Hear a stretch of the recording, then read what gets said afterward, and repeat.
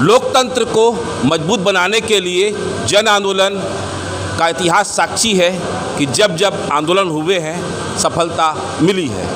1920 में ठाकुर प्यारेलाल सिंह ने Bengal Nagpur cotton mill का आंदोलन राजनांदगांव में किया था।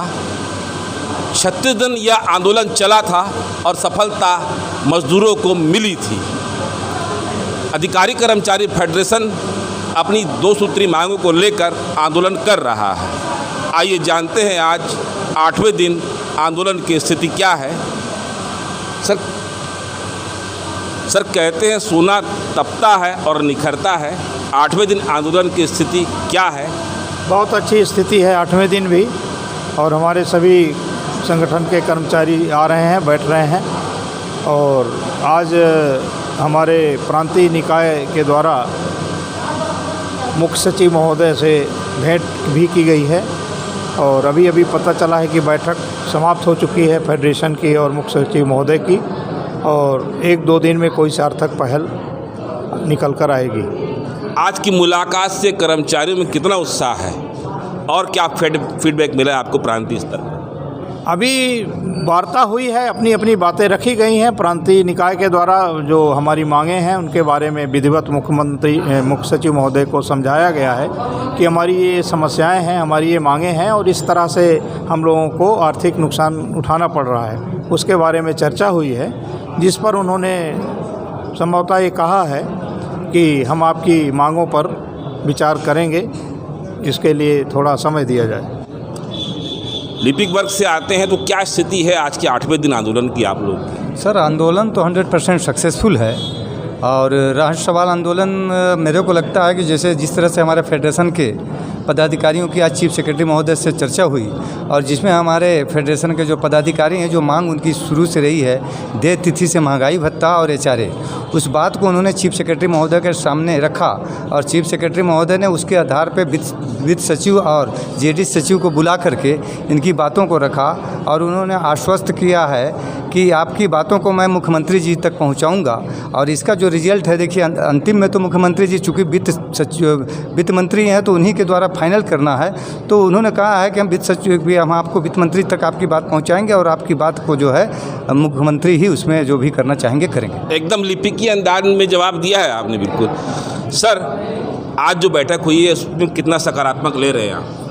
सकारात्मक तो लग रहा है, जैसा अभी मुख्य सचिव महोदय ने बताया कि आपकी मांगों पे सहानुभूतिपूर्वक विचार किया जाएगा और 1-2 दिन में घोषणा कर दी जाएगी। लेकिन हम लोगों का कहना है कि जब तक लिखित में आश्वासन नहीं मिलता है, और DA के एरियस के संबंध में खास करके यदि शासन उसमें कोई असमर्थता जाहिर करती है, तो उसके लिए लिखित में आदेश होना चाहिए कि आपका ये DA का एरियस आपके खाते में डाला जा रहा है और 3 साल के लिए या 2 साल के लिए लॉक किया जा रहा है, तभी ये हड़ताल जो है तो हम लोग तोड़ेंगे। एरियस एक बड़ा मुद्दा है। जी हाँ, बिल्कुल एरियस मुद्दा है।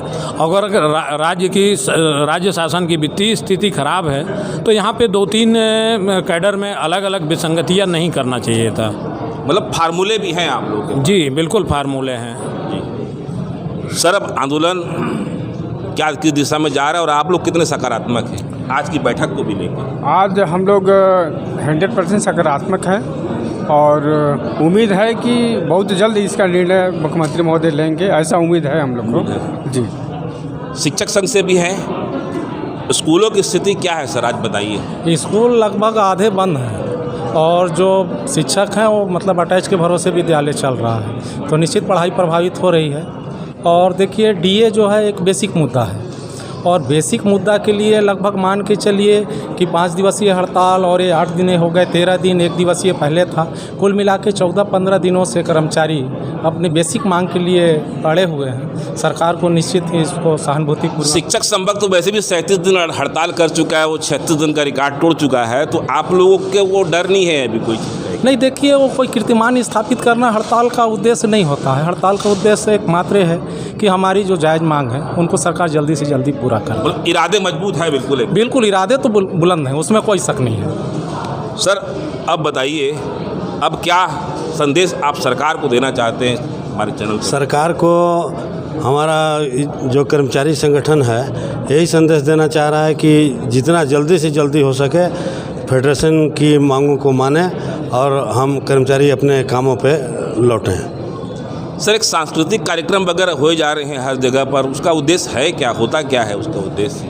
होता क्या है कि बहुत देर तक एक जगह बैठे बैठे लोग बोर ना हों, और हम लोग रोज़ वही डीए और एरियर्स की बात करते करते कहीं मानसिक रूप से लोग बोर ना हों, इसलिए बीच बीच में हम लोग सांस्कृतिक कार्यक्रम भी कर लेते हैं अपने मनोरंजन के लिए, और ताकि हौसला हमारा आगे हड़ताल के लिए बुलंद रहे। अगर सरकार हमारी मांगों को 1-2 दिन में सुन लेती है तो हम अपने आंदोलन को समाप्त कर लेंगे और हम काम पर लौट जाएंगे। सरकार से गुजारिश है कि जल्दी से जल्दी हमारे विचारों को जो है सम्मान के साथ वापस करें। सर, आप यहाँ सबसे अनुभवी दिखते हैं। आज जो बातचीत हुई, आंदोलन तो कई हुए, कई बार बातचीतें होते रहती है, तो आज आपको क्या लग रहा है? सरकार से अभी हमारे संयोजक महोदय के प्रतिनिधिमंडल ने मुख्य सचिव के माध्यम से चर्चा हुई है, सकारात्मक चर्चा हुई है, और उन सचिवों ने कहा है कि हम माननीय मुख्यमंत्री से ये बात कहेंगे और अंतिम निर्णय तो माननीय मुख्यमंत्री के ऊपर है।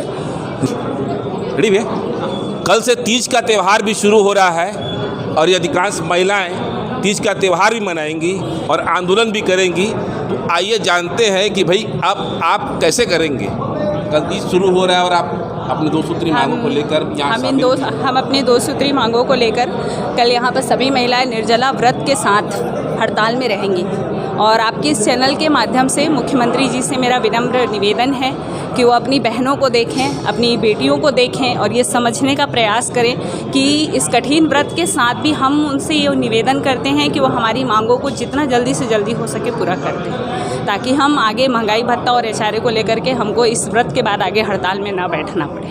मतलब आप मान रहे हैं कि ये तीज का व्रत है और इसके बाद हमारी आप लोग की मांगें पूरी हो जाएंगी? हाँ, मानती हूँ कि हमारे तीज व्रत के बाद ही मैं हड़ताल में रहूँगी और मेरी मांगें पूरी हो जाएगी। तो तीज का त्यौहार आ चुका है। सूरजपुर ही नहीं, छत्तीसगढ़ के सभी धरना स्थल पर यह नज़ारा देखने को ज़रूर मिलेगा कि महिला निर्जला व्रत होकर धरना स्थल पर, धरना पंडालों पर आएंगी। उनका दौर चल रहा है।